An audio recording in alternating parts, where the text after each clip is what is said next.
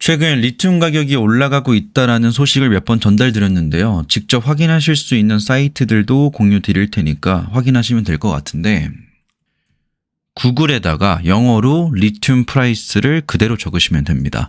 그러면 링크가 여러 개가 뜰 텐데 이 중에서 제가 방금 보여드렸던 게 요 상하이 메탈 마켓이고요.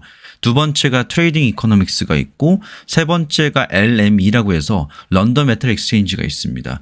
여기서 공유되는 것과 이 두 곳에서 공유되는 것이 다릅니다. 그래서 먼저 런던 메탈 기준으로 좀 설명을 드려보면 클릭을 해보시면 이렇게 떠요. 여기 나와 있듯이 하이드록사이드라 써있죠. 이게 수산화 리튬입니다. 네, 현재로서는 수산화 리튬의 가격을 추정할 수 있는 그리고 측정할 수 있는 국제거래소 지표가 없어요. 그러니까 수산화 리튬이라는 게 심지어 지금 가격을 반영하고 있는 것도 선물 가격이거든요. 미래에 얼마 정도 할까를 반영한다는 겁니다. 그러니까 정확히 말하면 여기 나와 있는 CIF라는 게 뭐냐면 Cost, Insurance and Inflation이라는 거예요. 이게 뭐냐면 물건을 거래하는 그 시점, 계약했을 때 가격을 시점을 기준으로 보는 게 아니라 특정 지역으로 넘어가는 그 항구에 도착하는 그 가격을 기준으로 본다는 거예요. 여기 포함되어 있는 게 뭐 운임 비용도 들어가 있고 보험료 들어가 있고 굉장히 까다롭습니다. 그래서 사실상 정확하게 얼마 정도에 움직이고 있는지를 뭐 조회할 방법이 없어요. 탄산 리튬은. 근데 이와 반대로 상하이 메탈 마켓에 들어가면 현물 가격을 조회할 수 있습니다. 누르면 사이트가 딱 이렇게 뜨거든요. 그러면 위에서부터 아래까지 쭉 내려보면 배터리 그레이드가 있고 인더스트리 그레이드가 있습니다. 그러니까 산업용으로 쓸 수 있는 리튬의 수준 상태에 있는 리튬이 있고 배터리에 탑재할 수 있는 수준에 있는 리튬 가격이 따로 있습니다. 그래서 여기서 조회할 수 있는 거는 SMM 기준으로 배터리 그레이드랑 그 아래에 있는 그냥 일반 배터리 그레이드가 있는데 무얼 보든 뭐 크게 상관은 없습니다만 이 SMM 사이트에서 조회하고 있는 걸로 보면 조금 더 정확할 수 있겠습니다. 얘랑 얘 두 번째 거의 차이를 보면 여기 나와 있는 중국 업체들이 생산할 때 가격을 기준으로 보는 거고요. 요 SMM 배터리 그레이드는 똑같은 거긴 한데 구매자한테 도달했을 때 가격을 기준으로 봅니다. 그럼 아무래도 가장 정확한 지표는 이 두 수치를 썼거나 아니면 두 수치의 절반 수준이겠죠. 전 편의상 요걸로 보겠습니다. Deliver to buyer's place. 요걸 기준으로 보겠습니다. 그럼 딱 차이점을 알 수가 있는 게 여기 나와 있는 건 칼보네이트고요. 여기 나와 있는 건 하이드록사이드입니다. 이게 수산화 리튬인 거고 칼보네이트는 탄산 리튬이라는 거예요. 굳이 두 리튬의 차이점을 보자면 약간 등급이 더 높다. 더 고순도라고 할 수 있는 거는 탄산 리튬입니다. 수산화 리튬입니다. 근데 그만큼 귀해요. 비싸요. 포스코가 과거에 리튬으로 각광을 받았었던 거는 저기 아르헨티나에 있는 염호에서 수산화 리튬이 나온다라는 건데 그걸 또 추출하고 일정한 수율을 유지하는 게 굉장히 어렵다라고 평가를 받아왔었죠. 근데 이 탄산 리튬을 가지고 수산화 리튬처럼 만드는 기술력, 이걸 정제하고 재련할 수 있는 능력을 중국 기업들은 가지고 있습니다. 원래 중국 애들 이런 재련 쪽으로 좀 강합니다.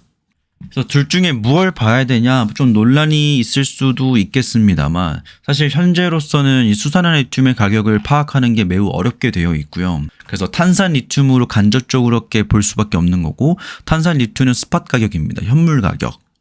조금 더 실질적으로 구매자와 판매자가 얼마의 거래를 하는지 그 근사치를 알 수 있는 거는 SMM 이 홈페이지에서 알 수 있는 거고요.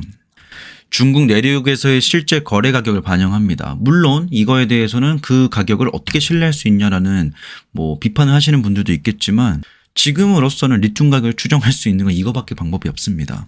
그래서 이 지표가 중국 내의 생산이나 재고, 수요 등 뭐 현지 상황에 조금 더 민감하게 반응합니다. 그래서 과거에 한창 왜 러우 전쟁 터졌을 때 선물 가격 치솟고 현물 가격 올라가면서 우리나라에 있는 2차 전지 기업들도 판가 연동제잖아요. 리튬 가격 상승에 따라서 비싸게 판다라고 재무적으로 인식을 했던 시기가 있었고 작년에는 리튬 가격이 쫙 떨어지게 되면서 판가 연동제에 따라서 수익성이 박살나는 구간도 있었잖아요. 중국 내에서도 그랬습니다. 리튬 비싸게 팔리니까 우후죽순 리튬을 생산하는 업체들이 생겨났는데 당연하게도 공급이 많아짐에 따라서 가격은 떨어지게 됐던 거죠.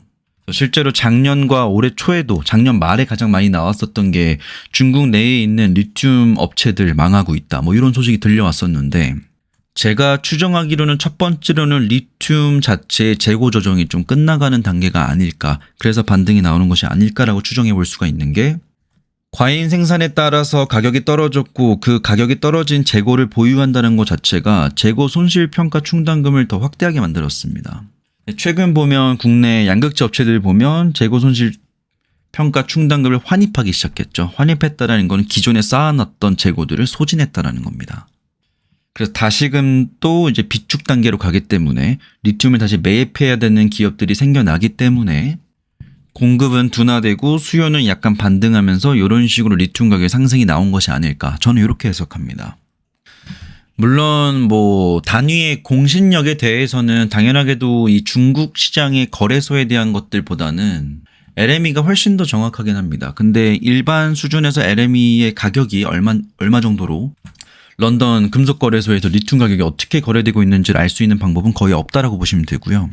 그렇기 때문에 중국 내수에서 거래되고 있는 이 탄산 리튬 가격을 측정할 수밖에 없다. 이렇게 보시면 되겠습니다. 그리고 여기서 또 생각해 봐야 될 게 2023년도 4년도까지만 하더라도 전 세계 전구체 시장에서 80% 이상이 중국 거였고요. 올해부터는 그래도 에코프로 머티나 그 외 업체들이 생겨나게 되면서 전구체 의존도가 좀 많이 내려가고는 있습니다. 그럼 결국에 자동차를 만들기 위해서는 배터리가 필요하고 배터리를 만들기 위해서는 셀팩 업체들이 필요한 것이고요. 여기 들어가기 위해 양극재 업체들이 필요한 것이고 여기도 전구체 업체들이 필요한 것이고 광물을 대줄 수 있는 업체들이 필요한 것인데 결국 이 모든 단계에서 전구체가 있어야지만 양극재를 만들 수 있는 거고 셀팩을 만들 수 있는 거, 배터리를 만들 수 있는 거기 때문에 전구체에 대한 점유율을 높게 가져가고 있는 중국 시장에서 형성되고 있는 리튬 가격을 추정하는 게 이 전체적인 리튬 가격의 향방을 예측하는 가장 좋은 수단이 아닐까 이런 생각이 듭니다. 하지만 거듭 말씀드리지만 뭐 어떤 지표를 삼든 간에 각각의 장단점이 있습니다. 그리고 또 다른 사이트가 트레이딩 이코노믹스에서 리튬 가격을 또 확인할 수가 있어요. 근데 여기서 나오는 것도 탄산 리튬 가격 기준입니다. 여기서도 반등이 나오고 있다는 거. 그 외 원자재들 가격에 대해서 확인할 수 있는 사이트니까 트레이딩 이코노믹스 검색하시면 원자재 가격도 조회하실 수가 있습니다. 오늘 영상 여기까지 하겠습니다. 관련된 링크는 제가 설명란에다가 첨부시켜서 공유드리겠습니다.